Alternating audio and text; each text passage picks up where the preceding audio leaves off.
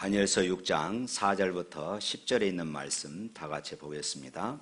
이에 총리들과 고관들이 국사에 대하여 다니엘을 고발할 근거를 찾고자 하였으나 아무 근거 아무 허물도 찾지 못하였으니 이는 그가 충성되어 아무 그릇됨도 없고 아무 허물도 없음이었더라. 그들이 이르되 이 다니엘은 그 하나님의 율법에서 근거를 찾지 못하면 그를 고발할 수 없으리라 하고, 이에 총리들과 고관들이 모여 왕에게 나아가서 그에게 말하되, 다리오 왕이여 만수무강하옵소서. 나라의 모든 총리와 지사와 총독과 법관과 간원이 의논하고 왕에게 한 법률을 세우며 한 금령을 정하실 것을 구하나이다. 왕이여, 그것은 곧 이제부터 30일 동안에 누구든지 왕 외에 어떤 신에게나 사람에게 무엇을 구하면 사자굴에 던져 넣기로 한 것이니이다. 그런즉 왕이여 원하건대 금령을 세우시고 그 조서의 왕의 도장을 찍어 메대와 바사에 고치지 아니하는 규례를 따라 그것을 다시 고치지 못하게 하옵소서 하니, 이에 이 조서의 왕의 도장을 찍어 금령을 내리니라. 다니엘이 이 조서의 왕의 도장이 찍힌 것을 알고도 자기 집에 돌아가서는 윗방에 올라가 예루살렘으로 향한 창문을 열고 전에 하던 대로 하루 3번씩 무릎을 꿇고 기도하며 그의 하나님께 감사하였더라. 아멘. 프레드릭 네만 목사님이란 분이 계셨습니다. 이분은 시골 아주 어려운 교회에서 목회하고 있었습니다. 그래서 교회가 너무 어렵고 또 힘들고 교인들도 한두 명뿐이었지라 이 목회자의 생활비가 나오지를 않는 것이었습니다. 그래서 그는 생계를 위해서 취직 공장에서 일용직으로 나가서 애를 쓰고 자기의 생계를 유지하고 있었습니다. 교회 성장은 요연하고 목사이면서 목회보다는 먹고 사는 일에 더 힘을 써야 하는 그의 처지인지라 언제나 그의 마음은 답답하고 안타깝고 그러다 보니까 늘 낙심하고 절망하는 적이 한두 번이 아니었습니다. 이렇게 살아야 하는가 끊임없는 회의가 그의 마음을 엄습했습니다. 어느 날 그는 고달픈 오전 일을 마치고 이제 아내가 싸준 도시락을 열고 점심을 먹으려고 했습니다. 그런데 거기에 자기 아내가 작은 쪽지 편지를 넣어준 것을 발견하고 그 쪽지 편지를 펼쳤습니다. 거기에는 이런 말이 써 있었습니다. 하늘을 두루마리 삼고 바다를 먹물로 삼아도 한없는 하나님의 사랑을 어찌다 기록할 수 있겠어요? 여보, 이 하나님의 사랑을 기억하고 힘내세요. 사모님이 우연히 어느 날 담 밑에서 주운 글을 읽고 감동하여서 힘들고 또 낙심하여 있는 자기 남편을 위로하기 위해서 이 글을 써서 도시락과 함께 보낸 것입니다. 네만 목사는 그 글을 읽으면서 목사인 자신이 먹고 살기 힘들다고 낙심한 자신이 너무나도 부끄러웠습니다.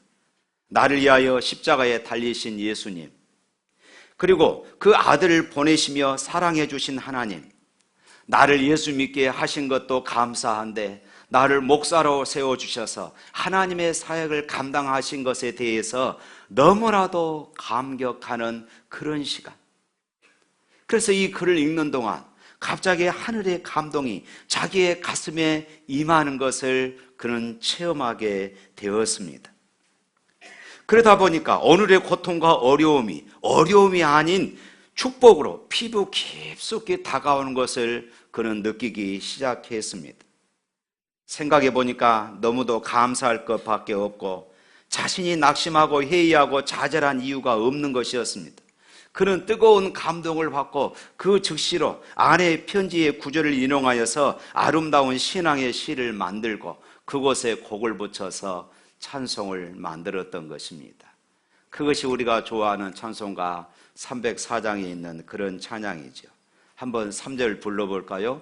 하늘을 두루마리 삼고 바다를 먹물 삼아도 한없는 하나님의 사랑 다 기록할 수 없겠네. 하나님의 크신 사랑 그 어찌 다쓸까. 저 하늘 높이 쌓아도 채우지 못하네. 하나님 크신 사랑은 증량 다 못하네. 영원히 변치 않는 사랑 성도요 찬양하세. 할렐루야. 이 다니엘서 5장이 마쳐지고 오늘 본문 다니엘 6장을 시작하기 전에 짤막한 두 절을 성경은 기록하고 있습니다. 5장 30절과 31절 말씀입니다. 한 제국이 몰락했습니다. 여기서의 한 제국은 바벨론이지요. 바벨론이 몰락하고 또 다른 제국 메데 바사, 그러니까 페르시아가 이제 등장하게 되었습니다. 시간의 흐름 속에서 역사도 변했고 나라도 변했고 정치도 변했습니다. 체제도 변했습니다. 그러나 역사의 주인은 하나님이시다는 사실을 이 본문은 우리에게 증언해 주고 있는 것입니다. 이 역사의 흐름 속에서 등장하는 본문의 한 주인공이 6장의 문이 열리면서 계속해서 등장하고 있습니다. 바로 다니엘입니다. 이제는 포로병, 풋내기 어린 다니엘이 아닙니다. 시도도 변했고 상황도 변했습니다. 세월이 흘러 다니엘도 이제 어느덧 나이가 지긋이 들은 노년이 되었습니다. 그러나 하나님의 사람 다니엘은 그의 신앙, 그의 정신, 그의 진실한 삶에 있어서는 예나 지금이나 조금도 변한 것이 없었던 것입니다. 여전히 하나님 앞에 쓰임받는 아름다운 모습을 오늘 성경은 우리에게 보여주고 있습니다. 다니엘서 6장은 다니엘이 직면한 위기로부터 이제 그 문이 열려지고 있습니다. 먼저 3절에 보면 바벨론에서 메데바사로 나라가 이제 바뀌어졌지만 다니엘은 여전히 인정받는 사람이었습니다. 그래서 페르시아의 메데바사의 첫 번째 왕이었던 다리오 왕의 신임을 받게 되었고 그리고 총리직에 임명을 받게 되어집니다. 그런데 바로 이 순간 엄청난 음모가 꾸며지고 있죠. 다시 말해서 왕 외에 다른 신에게 절하거나 기도하는 사람은 사자굴에 던져 죽이기로 한 것이었습니다. 다니엘은 진실한 사람이었고 기도의 사람이었습니다. 그렇다면 만사 형통해야 할 것인데 그렇지가 않았습니다. 오히려 그의 신앙, 그의 굳은 절개가 올무가 되어져서 사자굴 속에 던져집니다. 우리는 이 사건의 진행과 그리고 결과에 대해서 너무나도 잘 알고 있습니다. 다니엘은 결국 사자굴에 던져지게 되었습니다. 그러나 하나님의 천사가 다니엘과 함께함으로 사자의 입을 막아버렸습니다. 왕은 못된 정치인들에게 당했나 싶었습니다. 충신 다니엘을 잃을까 봐 왕은 밤새도록 잠을 자지 못했습니다. 그리고 전전긍긍하다가 이른 새벽에 다니엘이 던져진 그런 사자굴에 찾아갔습니다. 그래서 오늘 6장 20절 말씀에 보면은 이렇게 말하고 있어요. 한번 읽어볼까요? 20절. 다니엘이 든 굴에 가까이 이르러서 슬피 소리질러 다니엘에게 묻되 살아계시는 하나님의 종 다니엘아, 네가 항상 섬기는데 하나님이 사자들에게서 능히 너를 구원하셨느냐 하니라. 슬피 소리질러 다니엘아, 다니엘아, 하나님이 너를 지켜주시더냐. 이런 근심 어린 소리로 다니엘을 불렀습니다. 그때 다니엘이 왕이시여 만수무강하옵소서, 하나님이 천사를 보내 사자의 입을 막아 주셨나이다. 할렐루야. 왕이 심히 기뻤습니다. 그래서 24절 말씀에 보면은 다니엘을 참소한 사람들을 끌어모으고 그의 처자와 그의 가족들도 다 불러 모아 잡아와서 사자굴에 던져버렸더니 그들이 굴 바닥에 닿기도 전에 사자들이 입을 벌려서 그들을 다 뼈까지 으스스 다 부숴버렸다. 이렇게 성경은 기록하고 있습니다. 이 사건으로 왕은 이 법령 조서를 바꾸게 됩니다. 그 내용이 과간입니다. 26절, 27절 말씀 한번 또 읽어보겠습니다. 26절과 27절입니다.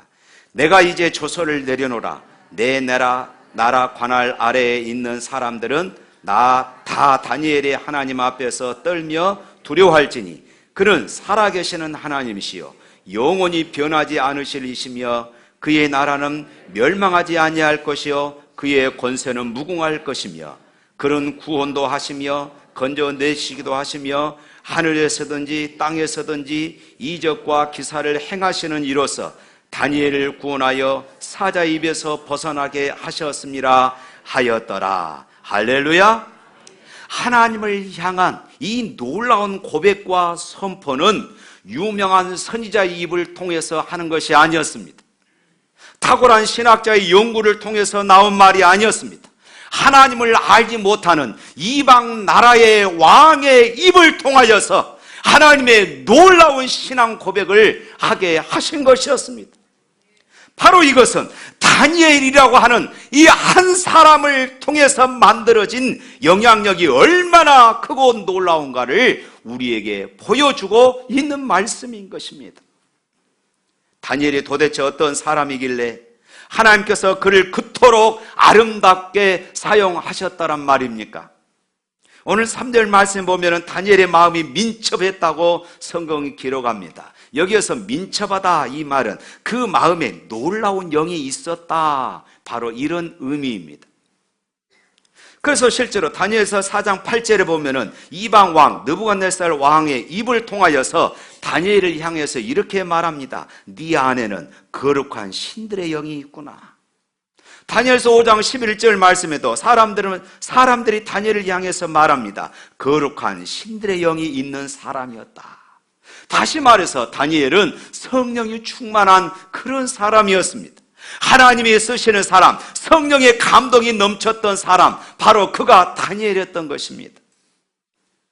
뿐만 아니라 4절에 의하면 다니엘은 아무 근거가 없었다, 아무 허물이 없었다, 아무 그릇됨이 없었다, 이렇게 말합니다. 그리고 이제 방금 읽었던 10절 말씀에서도 다니엘은 자신의 생명보다도 기도를 더 소중히 여기는 그런 사람임을 우리에게 가르쳐주고 있습니다. 죽을 줄 알고도 그 누구와도 타협하지 아니하고 그런 기도했습니다. 생각해 보십시오. 이런 법령이 내려졌을 때는 그저 소리 내지 않고 혼자 문을 닫아놓고 마음속으로 그렇게 기도해도 되지 않습니까? 그것도 역시 기도잖아요. 그렇게 해도 될 터인데 그는 예루살렘 성전을 향하여서 창문을 활짝 열고 예전처럼 소리를 내면서 하루 3번씩 하나님 앞에 기도했던 것입니다. 나는 성전을 사모하다가 죽어도 좋다는 그런 신앙이었던 것입니다. 전에 행하던 대로 기도했습니다. 경건의 습관을 허물지 아니했습니다. 세월이 바뀌어도 환경이 변해도 지금 생명의 위협을 받아도 절대 포기할 수 없었던 한 가지가 있었습니다. 나는 내 주님과 가지는 아름다운 교제를 절대로 포기할 수 없노라. 체질화된 기도의 사람, 체질화된 감사의 사람이 바로 다니엘이었던 것입니다. 나는 밤이나 낮이나 여름이나 겨울이나 젊어서나 늙어서나 나의 신앙과 기도의 행복, 나의 경건을 나는 결단코 포기하지 않겠노라. 이것이 다니엘의 신앙이었던 것입니다. 다니엘은 그토록 절박했던 상황 속에서 생애 최고의 위기 속에서 무엇을 기도했습니까? 하나님, 종의 생명을 지켜 주옵소서. 그렇게 기도하지 않았습니다. 무릎을 꿇고 하나님께 감사하며 기도했다고 성경은 기록하고 있습니다. 참으로 차원 높은 기도였고 차원 높은 감사가 아니겠습니까? 어거스틴은 이런 말을 했다고 그럽니다. 고린도전서 13장 13절에 믿음, 소망, 사랑 이 세 가지는 항상 있을 것인데 그 중에 제일은 사랑이라고 말했잖아요. 그런데 누군가가 나에게 한 가지만 그곳에 더하라고 한다면 나는 감사, 그렇게 말했다고 그럽니다. 믿음, 소망, 사랑 그리고 감사가 항상 있을 것인데 감사를 넣겠다고 그렇게 말했다고 그래요. 일본에서 유명한 신학자였던 우찌무라 간조는 이렇게 말했습니다. 하나님께서 이 시간 우리를 저주하신다면 질병이나 실패나 죽음으로 우리를 저주하지 아니하실 것이다. 한없는 하나님의 말씀을 듣고서도 하나님의 말씀으로 들려지지 않는 막힌 귀로, 또 한없는 하나님의 역사를 바라보면서도 하나님을 믿지 못하는 불신앙으로, 또 많은 하나님의 은혜를 덧입고 살아가면서도 감사한 마음이 일어나지 않는 메마른 심령으로 그들을 저주할 것이다. 사랑하는 성도 여러분, 생각해 보십시오. 한없는 하나님의 말씀을 듣고도 그 말씀이 하나님의 말씀으로 들려지지 아니할 때, 한없는 하나님의 역사를 바라보면서 그 역사가 하나님의 역사로 믿어지지 아니할 때, 하나님의 은혜를, 한없는 하나님의 은혜를 우리가 받아 누리면서도 우리의 심령이 메말라서 감사하지 못하는 그런 신앙, 이것이 저주라는 것이에요. 사랑하는 성도 여러분, 기독교는 감사의 종교입니다. 그런데 우리 인생에서, 특히 신앙생활 속에서 감사가 이토록 중요한 것인데 왜 그렇게 감사가 힘든 것일까요? 지난주에도 말씀드렸듯이 우리가 환경을 보고 늘 조건을 따지기 때문에 그렇습니다. 감사라고 할 때 우리는 무엇 때문에 감사? 이 조건적인 감사만을 찾기 때문입니다. 이것은 1차원적인 감사에 불과합니다. 내가 받았기 때문에 감사하고, 사업이 잘 되었기 때문에 감사하고, 건강이 회복되었기 때문에 감사하고, 자녀들이 성공하고 만사가 순조롭게 풀렸기 때문에 감사하다면은, 그 조건이 사라지면은 어떻습니까? 불평이 나올 수밖에 없잖아요. 그것은 신앙이 아니라, 여러분, 이런 감사는요, 인간의 도리입니다. 인간의 도리예요. 그런데요, 오늘 우리가 살아가는 이 시대의 비극은 이 인간의 도리, 이 당연한 감사조차도 잃어버렸다는 것입니다. 사랑하는 성도 여러분, 무엇 때문에만 하는 감사라 한다면 그건 감사 신앙이 아닙니다. 만약 그 무엇 때문에 조건이 사라질 때는 결국은 원망하고 불평할 수밖에 없습니다. 우리의 감사가 주어진 조건 때문에만 감사한다면 이것은 초보적인 감사에 불과하는 것입니다. 생각해 보십시오. 상대적인 감사란 언제나 상대적으로 불평하고 원망할 수 있기 때문입니다. 사람을 보고 감사했다면 그 사람 때문에 실망할 것입니다. 또 있다고 감사했다면 또 없어지면 불평하고 원망하게 되어질 것입니다. 병이 나았다고 감사했다면 아프면 또 원망할 것입니다. 사업이 잘 되었다고 감사하면 실패하면 또 누군가를 원망하고 불평하게 되어질 것입니다.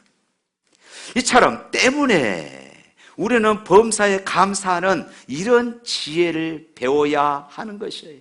모든 일에 감사, 참된 신앙은요 곧 범사에 감사하는 신앙인 것을 믿으시기를 바랍니다. 오늘 본문 다니엘을 보십시오. 억울한 모함을 받고 그는 하나님께 감사했어요. 그는 죽을 줄 알면서도 하나님 앞에 감사 기도를 드렸습니다. 자기 운명이 비참해진다는 사실을 알고 있었습니다. 사자굴에 들어가서 처참하게 사자의 밥이 되어진다는 사실도 알고 있었습니다. 그럼에도 불구하고 그는 하나님 앞에 감사 기도를 포기할 수가 없었던 것입니다. 이것이 바로 범사에 감사하는 신앙이에요. 범사에 감사하는 신앙, 이것은 그러므로 절대적인 감사입니다.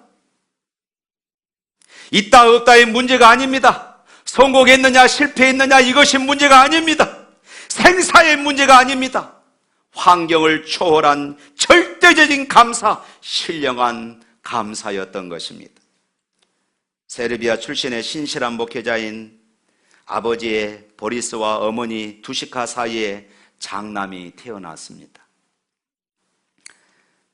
8살 이후에 3번이나 장애를 비관하면서 자살을 시도하였으나 부모의 전폭적인 그런 지지 아래서 사랑 안에 양육받았습니다. 그는 팔도 없고 그는 다리도 없이 오직 몸통만 가지고 있었습니다. 그럼에도 불구하고 부모들의 교육 철학으로 정상인이 다니는 그런 학교를 다니게 되었고 그런 대학에까지 다녔으며 중고등학교 다닐 때는 학생회장을 지냈습니다. 그런 대학에서 회계와 경영을 전공했습니다. 그런 몸통만 있었음에도 불구하고 스케이트보드를 타고 서핑을 하고 드럼을 연주하고 골프공을 치고 컴퓨터를 합니다. 바로 허그라는 책을 쓴 닉 부이치치의 얘기입니다. 사진 한번 띄워주세요. 바로 저 사람입니다. 왜 이 책의 제목이 허그, 포옹입니다. 우리나라에서도 한때 TV 광고에서 요즘도 나오지요. 안아주면 뭐 따뜻하니 어쩌니. 연애 프로그램에서 또 안아주는 그런 포옹하는 이런 프로그램이 있었습니다. 젊은이들에게 용기와 꿈을 주는 바로 그런 내용이었습니다. 그가 강연 중에 손을 들고 나와서 10대 어떤 소녀가 허그해도 되나요? 포옹해도 되나요? 이분이 강연하는 그 강의가 너무나도 감동적이어서 그가 10대 소녀가 나와서 그렇게 제안을 했다고 그럽니다. 죽음을 생각하던 그는 자신의 한계를 있는 그대로 껴안고 나아가 세상을 세상을 포옹하게 되었던 것입니다. 팔도 없고 다리도 없습니다. 그런데 걱정도 없습니다. 내 삶에 더 이상 한계는 없습니다. 다시 일어설 수 있다면 넘어져도 좋습니다. 팔다리가 없는데 어떻게 저렇게 싱글벙글 할 수 있을까?